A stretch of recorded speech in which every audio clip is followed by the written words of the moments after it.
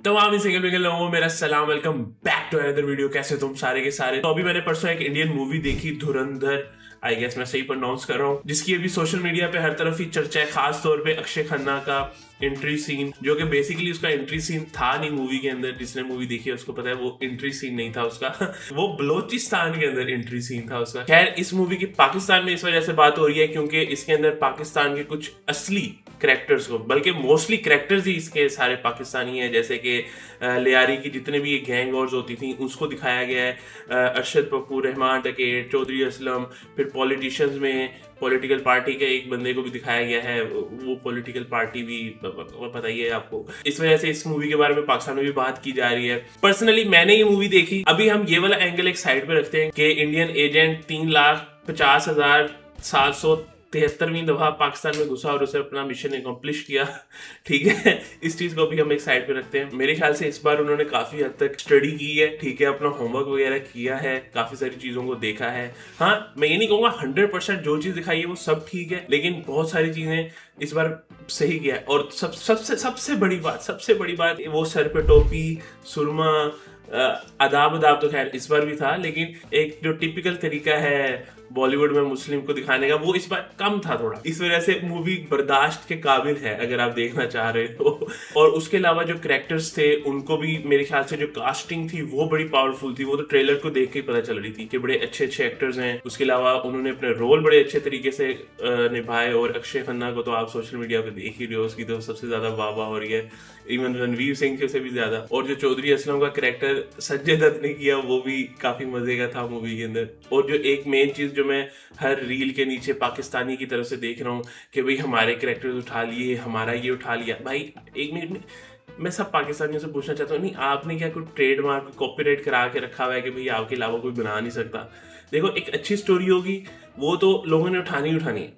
अगर आपने उसकी कदर नहीं करनी, किसी और ने तो उठानी है। अच्छी स्टोरी पे आप नहीं काम करोगे, कोई दूसरा तो करेगा ही करेगा। इन सारे इंसिडेंट्स हुए हुए मेरे ख्याल से 10 साल से तो ज्यादा हो चुके हैं ऑलमोस्ट। लेकिन आपका क्या तरीका है, एक मूवी छोटी ईद पे रिलीज करनी है, एक मूवी बड़ी ईद पे रिलीज करनी है। उनकी स्टोरीज क्या होंगी? उनकी स्टोरीज भी बिल्कुल सेम होंगी कि किसी मूवी में एक लड़की को 2 लड़कों से प्यार हो जाएगा, फिर वो पूरी मूवी कंफ्यूज रहेगी, या फिर एक लड़के को 2 लड़कियों से प्यार हो जाएगा, फिर वो कंफ्यूज रहेगा, या अगर लड़का लड़की को दोनों को आपस में प्यार है तो घर वालों को कोई मसला होगा। ये 3-4 स्टोरीज हैं आपके पास। इसके अलावा आपके पास कोई स्टोरी नहीं है। पाकिस्तान में स्टोरीज बहुत है लेकिन आपने काम नहीं करना, आपने उनके ऊपर बजट नहीं लगाना। लेकिन मैं भी समझता हूँ, जाहिर सी बात है, इस तरह की चीजों के ऊपर एक तो पैसा लगाना है आपने, ठीक है। दूसरा, वहां पे तो अक्षय खन्ना को कोई कुछ नहीं कहेगा, लेकिन यहाँ पे जो बनाएगा उसको तो अगले दिन उन्होंने उठा लेना।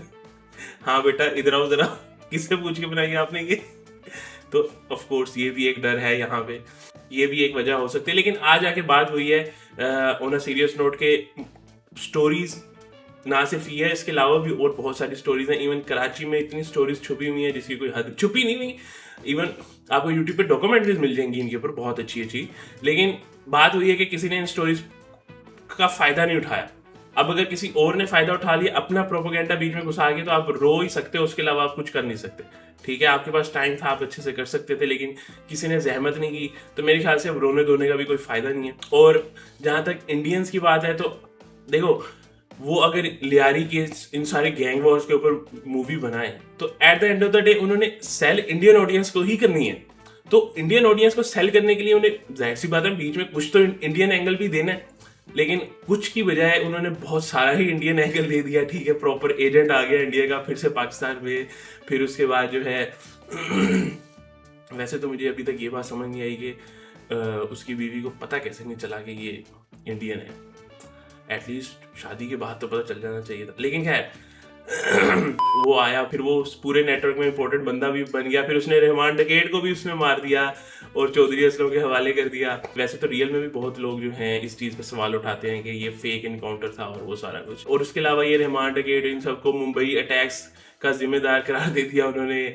और भी बहुत सारी इस तरह की चीज़ें की गई। हाई कोर्ट में इंडिया में किसी वो असेंबली के बाहर भी ये, मतलब ये सारे कनेक्शंस उन्होंने यहाँ पे जोड़ दिए। हालांकि ये ऐसा है नहीं इन रियलिटी, लेकिन उन्होंने इन सब का लिंक बना दिया आपस में, जो कि क्या ही कह सकते हो आप, इसमें कुछ कह तो सकते नहीं हो।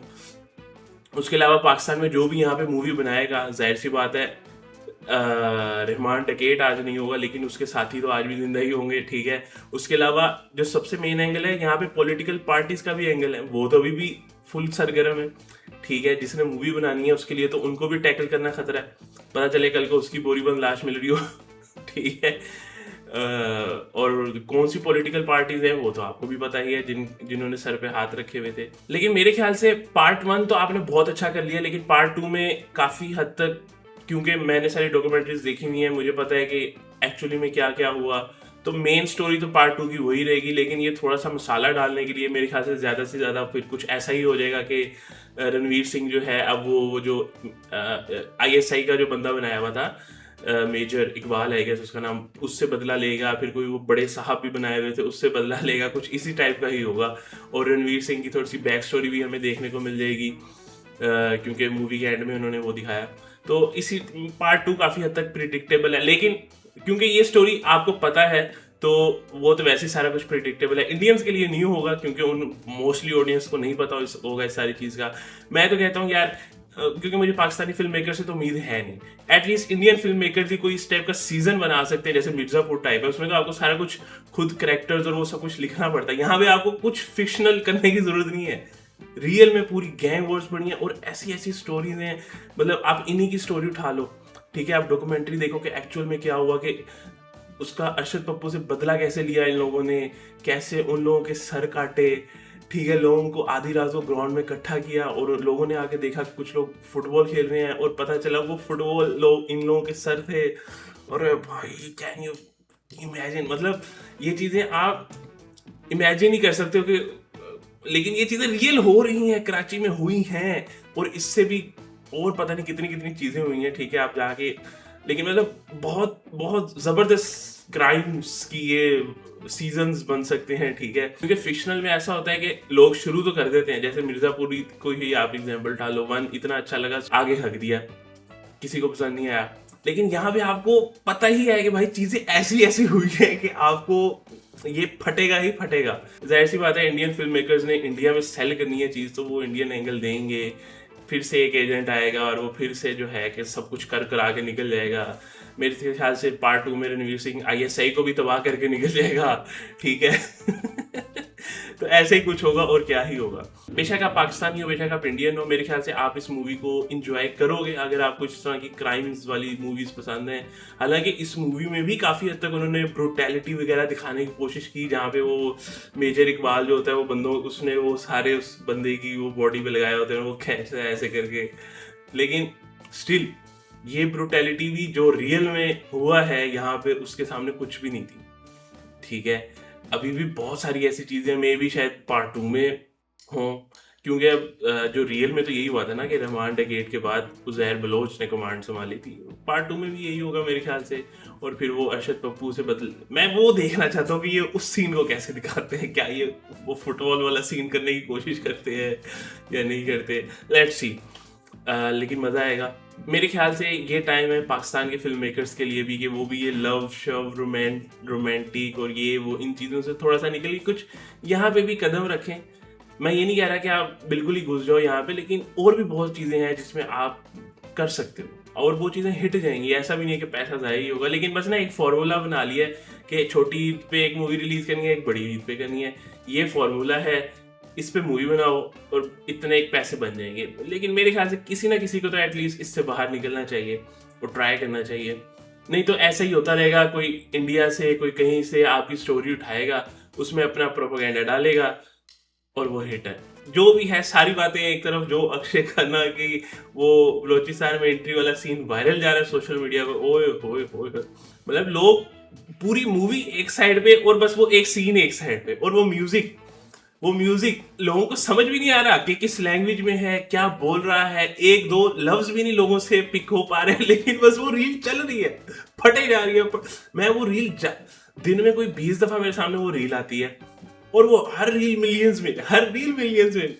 मतलब मैं कहता हूँ भाई कमबैक हो किसी बंदे का तो ऐसा कमबैक हो, वरना ना ही हो यार। मतलब कमाल यार, कमाल। पता नहीं मूवी बनाते हुए उन्होंने सोचा भी होगा कि ये चीज इतनी वायरल हो जाएगी, लाइक लिटरली है क्या कि वो बलोचिस्तान में जाता है और वो सारे वेलकम करते हैं और वो खुद भी डांस शुरू कर देता है, और फिर वो रियल रहमान टिकैत की भी वीडियो वायरल जा रही है कि वो भी डांस वगैरह कर रहा है और वो सारा कुछ। मेरे ख्याल से पाकिस्तानी फिल्म मेकर से तो मुझे फिलहाल कुछ खास उम्मीद है नहीं, लेकिन मैं इंडियन फिल्म मेकर से एटलीस्ट रिक्वेस्ट करूंगा कि मुझे पता है आपने इंडिया में सेल करनी है, तो आपने अपना ये एजेंट आएगा और वो घुसेगा पाकिस्तान में और वो कोई 1 करोड़वीं दफ़ा पाकिस्तान को फाड़ फूड़ के अपना मिशन एक्म्प्लिश करके निकल जाएगा। कर लो बिल्कुल करो, ठीक है, लेकिन एटलीस्ट जो रियल में हुआ है ना उसको जितना रियल रख सकते हो तो काइंडली वो रख लेना है। एटलीस्ट पार्ट 2 में थोड़ा कम ये प्रोपोगेंडा करना। बाकी ओवरऑल अच्छी मूवी है, अगर आप लोग भी देखना चाहो। आई होप मैंने कोई स्पॉयलर्स नहीं दिए होंगे मूवी के, बल्कि इसमें स्पॉयलर्स देने की क्या ही बात है, एक रियल स्टोरी पे बेस्ड करिए, अगर आपको रियल स्टोरी पता है तो। बट फिर भी आप देख सकते हो, आप इंजॉय करोगे, मूवी अच्छी है। अच्छे कैरेक्टर्स निभाए हैं जिसने भी काम किया है इस मूवी के अंदर। ओवरऑल कास्टिंग अच्छी थी, सबकी एक्टिंग अच्छी थी, स्टोरी तो ओवरऑल वैसी ही अच्छी थी, म्यूजिक वाइज भी म्यूजिक भी काफ़ी अच्छा था मूवी का।